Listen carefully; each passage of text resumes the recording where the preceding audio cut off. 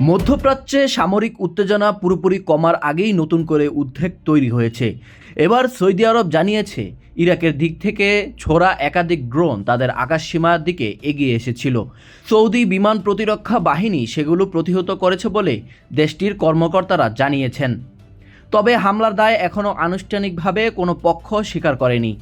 আন্তর্জাতিক সংবাদ মাধ্যমগুলোর তথ্য অনুযায়ী ড্রোনগুলো সৌদি আরবের গুরুত্বপূর্ণ জ্বালানির অবকাঠামোর দিকে লক্ষ্য করে পাঠানো হয়েছিল বলে প্রাথমিকভাবে ধারণা করা হচ্ছে। সৌদি কর্তৃপক্ষের দাবি, বিমান প্রতিরক্ষা ব্যবস্থা সক্রিয় করে ড্রোনগুলো ভূপাতিত করা হয়েছে এবং বড় ধরনের ক্ষয়ক্ষতি এড়ানো সম্ভব হয়েছে। এদিকে কয়েকটি আন্তর্জাতিক প্রতিবেদনে বলা হয়েছে, সৌদি আরবের নিরাপত্তা কর্মকর্তারা প্রাথমিকভাবে সন্দেহ করেছে যে হামলায় ইরান সমর্থিত ইরাকি সশস্ত্র গোষ্ঠীগুলোর সম্পৃক্ততা থাকতে পারে। তবে এখন পর্যন্ত এ বিষয়ে স্বাধীনভাবে যাচাই করা কোনো প্রমাণ প্রকাশ হয়নি এবং সংশ্লিষ্ট গোষ্ঠীগুলোর পক্ষ থেকেও আনুষ্ঠানিক বক্তব্য আসেনি।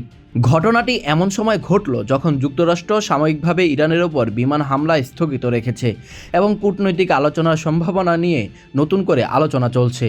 অনেকেই আশা করেছিলেন এতে আঞ্চলিক উত্তেজনা কিছুটা কমবে, কিন্তু এই নতুন ড্রোন হামলার ঘটনায় সেই আশায় আবারও অনিশ্চয়তা তৈরি হয়েছে। বিশ্লেষকদের মতে, মধ্যপ্রাচ্যের বর্তমান সংকটের অন্যতম বৈশিষ্ট্য হল সরাসরি রাষ্ট্রের পাশাপাশি বিভিন্ন আঞ্চলিক সশস্ত্র গোষ্ঠীর সক্রিয় ভূমিকা। ফলে কোনো একটি ফ্রন্টে সামরিক অভিযান কমে এলেও অন্য এলাকায় নতুন সংঘাত শুরু হওয়ার ঝুঁকি থেকেই যায়। এই ঘটনার আরেকটি গুরুত্বপূর্ণ দিক হল জ্বালানি নিরাপত্তা।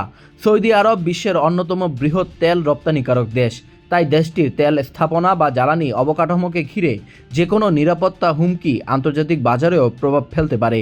বিশেষ করে হরমুজ প্রণালী এবং উপসাগরীয় অঞ্চলে চলমান অস্থিরতার কারণে বিশ্ববাজার ইতিমধ্যেই সতর্ক অবস্থায় রয়েছে। অন্যদিকে কূটনৈতিক প্রচেষ্টাও থেমে নেই। কাতার, ওমান, পাকিস্তান সহ কয়েকটি দেশ যুক্তরাষ্ট্র ও ইরানের মধ্যে উত্তেজনা কমানোর জন্য মধ্যস্থতার চেষ্টা চালিয়ে যাচ্ছে। তবে মাঠের বাস্তবতা বলছে পরিস্থিতি এখনও অত্যন্ত নাজুক এবং যে কোনো নতুন হামলা বৃহত্তর সংঘাতের ঝুঁকি বাড়িয়ে দিতে পারে। সব মিলিয়ে যুক্তরাষ্ট্র ইরান সংঘাতের গতি কিছুটা কমলেও মধ্যপ্রাচ্যে নিরাপত্তা সংকট এখনও শেষ হয়নি। সৌদি আরবের দিকে ড্রোন হামলার এই অভিযোগ আবারও দেখিয়ে দিল, আঞ্চলিক সংঘাতের বিস্তার ঠেকাতে শুধু যুদ্ধবিরতি নয়, কার্যকর কূটনৈতিক সমাধানও জরুরি।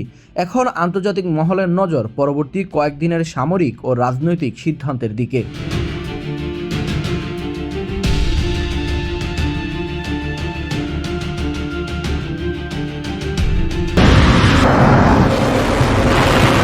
মধ্যপ্রাচ্যের উত্তেজনা আবারও নতুন মোড় নিয়েছে। এবার সৌদি আরবের অন্যতম গুরুত্বপূর্ণ তেল স্থাপনাকে লক্ষ্য করে ড্রোন হামলার অভিযোগ উঠেছে। আন্তর্জাতিক বিভিন্ন প্রতিবেদনে বলা হয়েছে, বিশ্বের সবচেয়ে বড় অপরিশোধিত তেল স্থিতিশীলকরণের কেন্দ্রগুলোর একটি সৌদি আরামকোর আবকাইক স্থাপনায় ড্রোন হামলার পর সেখানে বড় ধরনের আগুন লাগে। একই সঙ্গে পূর্ব পশ্চিম তেল পাইপলাইনের একটি গুরুত্বপূর্ণ পাম্পিং স্টেশনেও আগুনের ঘটনা ঘটেছে বলে দাবি করা হয়েছে। প্রাথমিক তথ্য অনুযায়ী হামলার পর স্থাপনাটিতে একাধিক স্থানে আগুন ছড়িয়ে পড়ে। বিভিন্ন স্যাটেলাইট ছবিতেও ওই এলাকার তীব্র তাপ ও আগুনের চিহ্ন দেখা গেছে বলে আন্তর্জাতিক সংবাদ মাধ্যমগুলো জানিয়েছে। তবে ক্ষয়ক্ষতির পূর্ণাঙ্গ মাত্রা এখনো আনুষ্ঠানিকভাবে প্রকাশ করা হয়নি। আবকাইক স্থাপনাটি সৌদি আরবের জ্বালানির অবকাঠামোর অন্যতম গুরুত্বপূর্ণ কেন্দ্র। এখানেই অপরিশোধিত তেল প্রক্রিয়াজাত ও স্থিতিশীল করা হয়, এরপর তা রপ্তানির জন্য বিভিন্ন বন্দরে পাঠানো হয়। বিশ্লেষকদের মতে এই কেন্দ্র বিশ্বের মোট তেল সরবরাহের প্রায় ৫ থেকে ৭% প্রক্রিয়াকরণের ভূমিকা রাখে। ফলে এখানে যে কোনো ধরনের বিঘ্ন আন্তর্জাতিক জ্বালানি বাজারের তাৎক্ষণিক প্রভাব ফেলতে পারে। সৌদি কর্তৃপক্ষ অভিযোগ করেছে, ইরাক ভিত্তিক ইরান সমর্থিত সশস্ত্র গোষ্ঠীগুলোর এই হামলার সঙ্গে জড়িত থাকতে পারে। তবে অভিযুক্ত গোষ্ঠীগুলোর পক্ষ থেকে এ বিষয়ে তাৎক্ষণিক কোনো আনুষ্ঠানিক প্রতিক্রিয়া পাওয়া যায়নি। একই সঙ্গে ইরানের পক্ষ থেকেও এই ঘটনার দায় স্বীকার করা হয়নি। ঘটনার পর সৌদি আরামকো জরুরি নিরাপত্তা ব্যবস্থা চালু করেছে। বিভিন্ন উৎপাদন কেন্দ্রে ইমার্জেন্সি ফ্লেয়ারিং শুরু হয়েছে বলে জানানো হয়েছে। সাধারণত কোনো ব্যবস্থাপনায় নিরাপত্তাজনিত ঝুঁকি তৈরি হলে অতিরিক্ত গ্যাস নিয়ন্ত্রিতভাবে পুড়িয়ে ফেলার জন্য এই ব্যবস্থা নেওয়া হয়। এর উদ্দেশ্য হলো বড় ধরনের দুর্ঘটনা বা বিস্ফোরণের ঝুঁকি কমিয়ে আনা। বিশ্লেষকদের মতে এই হামলার গুরুত্ব শুধু সৌদি আরবের মধ্যে সীমাবদ্ধ নয়, কারণ বিশ্ববাজারে তেলের বড় অংশের সরবরাহ সৌদি আরবের উপর নির্ভরশীল। ফলে আবকাইকের মতো গুরুত্বপূর্ণ স্থাপনায় হামলার খবর আন্তর্জাতিক বাজারে উদ্বেগ সৃষ্টি করতে পারে। বিশেষ করে মধ্যপ্রাচ্যের চলমান উত্তেজনা এবং হরমুজ প্রণালীকে ঘিরে অনিশ্চয়তার মধ্যে এমন ঘটনা বিনিয়োগকারী ও জ্বালানি বাজারকে আরও সতর্ক করে তুলতে পারে। অন্যদিকে আন্তর্জাতিক পর্যবেক্ষকরা বলেছেন, সাম্প্রতিক সপ্তাহগুলোতে যুক্তরাষ্ট্র, ইরান উত্তেজনা, আঞ্চলিক সশস্ত্র গোষ্ঠীগুলোর তৎপরতা এবং উপসাগরীয় অঞ্চলের নিরাপত্তা পরিস্থিতি একে অপরের সঙ্গে জড়িয়ে পড়েছে। ফলে একটি দেশের অভ্যন্তরে ঘটে যাওয়া হামলার প্রভাব খুব দ্রুত পুরো অঞ্চলে ছড়িয়ে পড়ার আশঙ্কা থাকে। তবে এখন পর্যন্ত এই হামলায় ঠিক কতটা উৎপাদন ব্যাহত হয়েছে কিংবা বৈশ্বিক তেল সরবরাহের তাৎক্ষণিক কোনো প্রভাব পড়েছে কিনা সেসব বিষয়ে নিশ্চিত তথ্য প্রকাশ করা হয়নি। সৌদি কর্তৃপক্ষ পরিস্থিতি পর্যবেক্ষণ করেছে এবং ক্ষয়ক্ষতির মূল্যায়ন চলছে বলে জানিয়েছে। সব মিলিয়ে সৌদি আরবের আবকাইক তেল স্থাপনায় ড্রোন হামলার এই অভিযোগ মধ্যপ্রাচ্যের নিরাপত্তা পরিস্থিতিকে আবারও নতুন করে আলোচনায় নিয়ে এসেছে। এখন আন্তর্জাতিক মহলের নজর থাকবে ঘটনা তদন্তে কি তথ্য উঠে আসে, দায় কার ওপর বর্তায় এবং এর প্রভাব বিশ্ব জ্বালানি বাজার ও আঞ্চলিক নিরাপত্তার উপর কতটা পড়ে।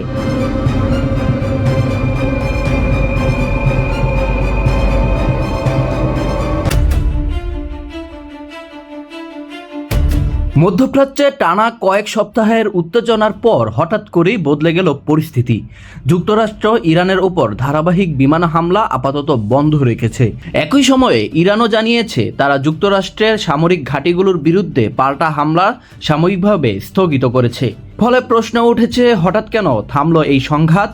যুদ্ধ কি শেষের পথে নাকি কেবল সাময়িক বিরতি? আন্তর্জাতিক সংবাদ মাধ্যমগুলোর তথ্য অনুযায়ী প্রায় 2 সপ্তাহ ধরে চলা ধারাবাহিক হামলার পর যুক্তরাষ্ট্র নতুন করে ইরানের ভেতরে কোনো বিমান হামলা চালায়নি। এই বিরতির পর থেকেই মধ্যপ্রাচ্যের কূটনৈতিক তৎপরতা আরও জোরদার হয়েছে। হোয়াইট হাউসের ঘনিষ্ঠ সূত্রগুলোর দাবি, প্রেসিডেন্ট ডোনাল্ড ট্রাম্প এখনও সামরিক অভিযানের পাশাপাশি আলোচনার পথও খোলা রাখতে চাইছেন। মার্কিন কর্মকর্তাদের বক্তব্য অনুযায়ী চলমান কূটনৈতিক প্রচেষ্টাকে এগিয়ে নেওয়ার জন্য এই বিরতি গুরুত্বপূর্ণ হতে পারে।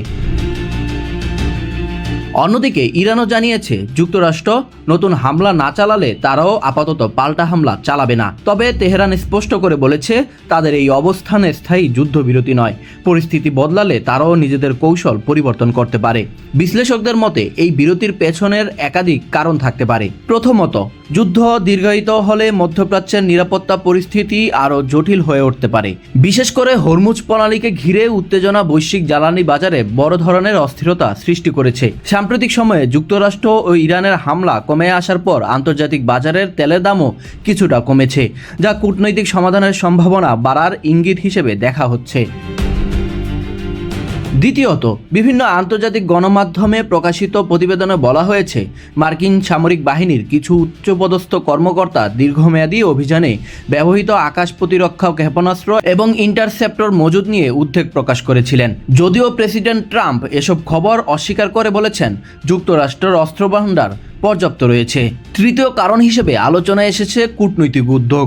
ওমান সহ কয়েকটি মধ্যস্থতাকারী দেশ যুক্তরাষ্ট্র ও ইরানের মধ্যে বার্তা আদান প্রদানের ভূমিকা রাখছে বলে বিভিন্ন প্রতিবেদনে উল্লেখ করা হয়েছে। যদিও এখনও কোনো পূর্ণাঙ্গ সমঝোতা হয়নি, তবুও উভয় পক্ষের মধ্যে যোগাযোগ পুরোপুরি বন্ধ হয়ে যায়নি। তবে উত্তেজনা পুরোপুরি শেষ হয়ে গেছে এমনটি বলা যাচ্ছে না। হরমুজ প্রণালী এখনও এই সংকটের সবচেয়ে গুরুত্বপূর্ণ কেন্দ্র। এই নৌপথ ঘিরে নিরাপত্তা ব্যবস্থা এবং নৌ চলাচল নিয়ে বিরোধ অব্যাহত রয়েছে। যুক্তরাষ্ট্র তাদের সামরিক নিরাপত্তা কার্যক্রম বজায় রেখেছে, অন্যদিকে ইরানও নিজেদের অবস্থান অপরিবর্তিত রাখার কথা জানিয়েছে।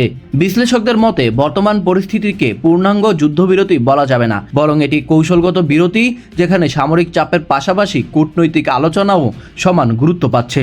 যদি আলোচনা সফল হয় তাহলে উত্তেজনা কমতে পারে, কিন্তু কোনো পক্ষ নতুন সামরিক পদক্ষেপ নিলে সংঘাত আবারও দ্রুত তীব্র আকার ধারণ করতে পারে। সব মিলিয়ে যুক্তরাষ্ট্রের হামলা স্থগিত এবং ইরানের পাল্টা হামলা বন্ধ রাখার সিদ্ধান্ত মধ্যপ্রাচ্যের চলমান সংকটে নতুন একটি অধ্যায়ের সূচনা করেছে। এখন বিশ্বের নজর ওয়াশিংটন, তেহরান এবং মধ্যস্থতাকারী দেশগুলোর কূটনৈতিক তৎপরতার দিকে। আগামী কয়েকদিনের সিদ্ধান্তই নির্ধারণ করতে পারে এই বিরতি কি স্থায়ী সমঝোতার পথে এগোবে নাকি আবারও শুরু হবে নতুন সামরিক সংঘাত। ভারতে একটি মন্তব্য, তারপর সামাজিক যোগাযোগ মাধ্যমে ঝড়, আর কয়েকদিনের মধ্যেই লাখো মানুষের অংশগ্রহণে গড়ে ওঠা এক নতুন যুব আন্দোলন ককরোচ জনতা পার্টি বা সিজেপি। এই নামটি এখন ভারতীয় রাজনীতি ও সমাজে ব্যাপক আলোচনার বিষয়। কিন্তু প্রশ্ন হলো, কিভাবে শুরু হলো এই আন্দোলন? কেনই বা হাজার হাজার তরুণ নিজেদের তেলাপোকা পরিচয় দিয়েই প্রতিবাদে নেমে এলেন? ঘটনার সূত্রপাত একটি আদালতের মন্তব্যকে ঘিরে। ভারতের সুপ্রিম কোর্টের বিচারপতি সূর্যকান্ত এক শুনানিতে বলেন, কিছু পরজীবী এবং তেলাপোকার মতো মানুষ সমাজ ও ব্যবস্থাকে আক্রমণ করছে। তার বক্তব্যকে অনেকেই বেকার ও ক্ষুব্ধ তরুণদের উদ্দেশ্যে করা মন্তব্য হিসেবে ব্যাখ্যা করেন, যদিও পরে বিচারপতি স্পষ্ট করেন তিনি ভুয়া ডিগ্রিধারী ও অসৎ ব্যক্তিদের প্রসঙ্গ তুলে ধরেছিলেন, ভারতের তরুণ যুব সমাজকে নয়। কিন্তু ততক্ষণে সামাজিক যোগাযোগ মাধ্যমে শুরু হয়ে যায় তীব্র প্রতিক্রিয়া। বহু তরুণ মনে করেন এই মন্তব্য তাদের সংগ্রাম, হতাশা এবং বাস্তবতাকে অপমান করেছে। সেই ক্ষোভ থেকে যুক্তরাষ্ট্রে পড়াশোনা করা ভারতীয় যুবক অভিজিৎ দীপ সামাজিক যোগাযোগ মাধ্যমে একটি ব্যঙ্গাত্মক পোস্ট করেন, সব তেলাপোকা যদি একজোট হয়। এই একটি বাক্যই মুহূর্তের মধ্যে ভাইরাল হয়ে যায়। এরপর তিনি তৈরি করেন ককরোচ জনতা পার্টি নামে একটি ওয়েবসাইট এবং সামাজিক যোগাযোগ মাধ্যমের পেজ। নামটি ছিল প্রধানমন্ত্রী নরেন্দ্র মোদীর দল ভারতীয় জনতা পার্টির নামের ব্যঙ্গাত্মক রূপ, যা শুরু হয়েছিল অনলাইনে একটি প্রতীকী প্রতিবাদ হিসেবে, তা খুব দ্রুত বাস্তবে আন্দোলনে পরিণত হয়। মাত্র কয়েকদিনের মধ্যে ইনস্টাগ্রামে লাখ লাখ মানুষ এই উদ্যোগ অনুসরণ করতে শুরু করেন। গুগল ফর্মের মাধ্যমে লাখো মানুষ সদস্য হওয়ার আগ্রহ প্রকাশ করেন।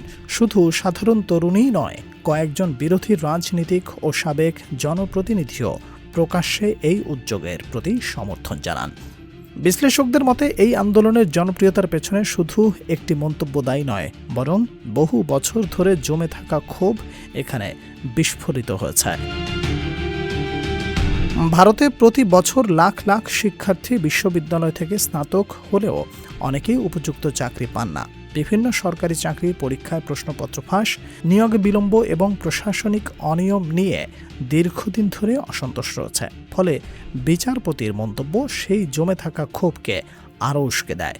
ঠিক একই সময়ে দেশজুড়ে মেডিকেল ও অন্যান্য প্রতিযোগিতামূলক পরীক্ষার প্রশ্নপত্র ফাঁসের অভিযোগে ছাত্রদের বিক্ষোভ চলছিল। ফলে শিক্ষা ব্যবস্থা, কর্মসংস্থান এবং ভবিষ্যৎ নিয়ে উদ্বিগ্ন তরুণদের জন্য সিজেপি একটি প্রতীকী প্ল্যাটফর্মে পরিণত হয়।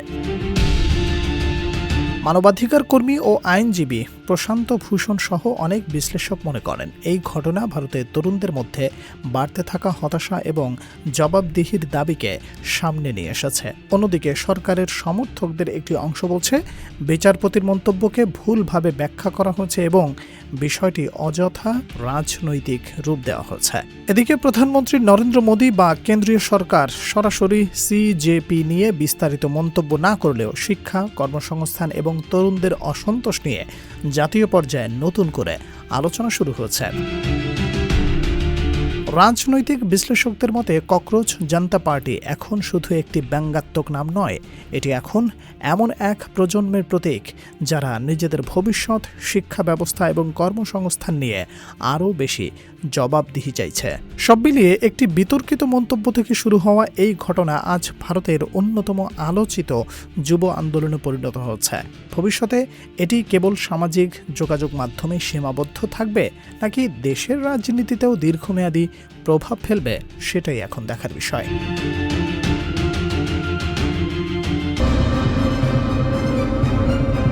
মধ্যপ্রাচ্যের সংঘাত আবার নতুন মোড় নিয়েছে। বিভিন্ন আন্তর্জাতিক সংবাদ মাধ্যমের প্রতিবেদনে বলা হয়েছে যুক্তরাষ্ট্রের প্রেসিডেন্ট ডোনাল্ড ট্রাম্প ইরানের বিরুদ্ধে আরও বড় ধরনের সামরিক অভিযানের সম্ভাবনা বিবেচনা করেছেন। এর মধ্যে ইরান একটি নতুন যুদ্ধবিরতির প্রস্তাব প্রত্যাখ্যান করেছে বলে একাধিক প্রতিবেদন দাবি করা হয়েছে। তবে এ বিষয়ে এখনো আনুষ্ঠানিক কোনো তথ্য প্রকাশ করা হয়নি। প্রতিবেদন অনুযায়ী ইরাকের প্রধানমন্ত্রীর মাধ্যমে একটি যুদ্ধবিরতির প্রস্তাব তেহরানের কাছে পৌঁছানো হয়, কিন্তু ইরানের কর্মকর্তা সেটি গ্রহণ করেননি। তাদের বক্তব্য শুধু অস্থায়ী যুদ্ধবিরতি নয়, বরং দীর্ঘমেয়াদী সমাধান এবং হরমুজ প্রণালী সহ গুরুত্বপূর্ণ বিষয়গুলোর স্পষ্ট সমাধান ছাড়া নতুন কোনো সমঝোতা গ্রহণযোগ্য নয়। এদিকে প্রেসিডেন্ট ট্রাম্প এক সাক্ষাৎকারে বলেছেন তিনি ইরানের বিরুদ্ধে ম্যাসিভ অ্যাটাক বা বড় আকারের সামরিক অভিযানের বিষয়টি গুরুত্বের সঙ্গে বিবেচনা করছেন। যদিও তিনি এটিও বলেছেন যে এখনো কোনো চূড়ান্ত সিদ্ধান্ত নেওয়া হয়নি। তার ভাষায় সব ধরনের বিকল্পই এখন আলোচনায় রয়েছে। এর মধ্যে মধ্যপ্রাচ্যে মার্কিন সামরিক অভিযান অব্যাহত রয়েছে। বিভিন্ন প্রতিবেদনে বলা হয়েছে যুক্তরাষ্ট্রের টানা কয়েক রাত ধরে ইরানের বিভিন্ন সামরিক স্থাপনাকে লক্ষ্য করে হামলা চালিয়েছে। অন্যদিকে ইরানও উপসাগরীয় অঞ্চলে অবস্থিত মার্কিন ঘাঁটিগুলোকে লক্ষ্য করে পাল্টা হামলার দাবি করেছে। তবে উভয় পক্ষের অনেক দাবি স্বাধীনভাবে যাচাই করা সম্ভব হয়নি। বিশ্লেষকদের মতে বর্তমান পরিস্থিতি সবচেয়ে গুরুত্বপূর্ণ বিষয় হলো হরমুজ প্রণালী। বিশ্বের সমুদ্রপথে পরিবাহিত তেলের একটি বড় অংশ এই জলপথ দিয়ে যায়। ফলে সংঘাত আরো বাড়লে শুধু মধ্যপ্রাচ্য নয়, বৈশ্বিক জ্বালানি বাজারেও বড় ধরনের অস্থিরতা দেখা দিতে পারে। ইতোমধ্যে তেলের দাম ঊর্ধ্বগতি হওয়ার আশঙ্কা নিয়ে আন্তর্জাতিক বাজারে উদ্বেগ বেড়েছে। এদিকে কাতার, মিশর, পাকিস্তান সহ কয়েকটি দেশ কূটনৈতিক প্রচেষ্টা চালিয়ে যাচ্ছে। তাদের লক্ষ্য নতুন করে যুদ্ধবিরতি কার্যকর করা এবং সংঘাত আরও বিস্তৃত হওয়ার আগেই আলোচনার পথ খোলা রাখা। তবে এখন পর্যন্ত এসব প্রচেষ্টার উল্লেখযোগ্য কোনো অগ্রগতি দেখা যায়নি। নিরাপত্তা বিশ্লেষকদের মতে বর্তমান পরিস্থিতি অত্যন্ত স্পর্শকাতর। একদিকে কূটনৈতিক আলোচনা চলছে, অন্যদিকে সামরিক প্রস্তুতিও অব্যাহত রয়েছে। ফলে যে কোনো নতুন হামলা বা ভুল পদক্ষেপ পরিস্থিতিকে আরো জটিল করে তুলতে পারে। সব মিলিয়ে ইরানের যুদ্ধবিরতি প্রস্তাব প্রত্যাখ্যান এবং ট্রাম্পের সম্ভাব্য বড় সামরিক অভিযানের ইঙ্গিত মধ্যপ্রাচ্যে অনিশ্চয়তা আরো বাড়িয়েছে। আগামী কয়েকদিনের রাজনৈতিক এবং সামরিক সিদ্ধান্তই নির্ধারণ করবে পরিস্থিতি নতুন সংঘাতের দিকে যাবে নাকি আবারও আলোচনার টেবিলে ফিরবে।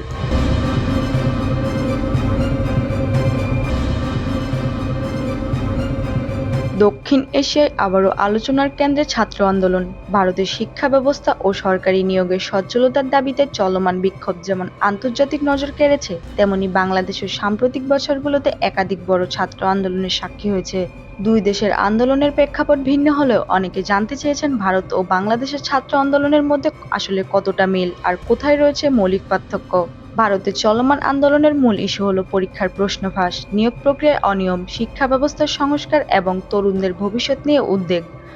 আন্দোলনকারীরা বলেছেন বছরের পর বছর প্রস্তুতি নিয়েও অনেক শিক্ষার্থী দুর্নীতি ও প্রশাসনিক ব্যর্থতার কারণে ন্যায্য সুযোগ থেকে বঞ্চিত হচ্ছেন।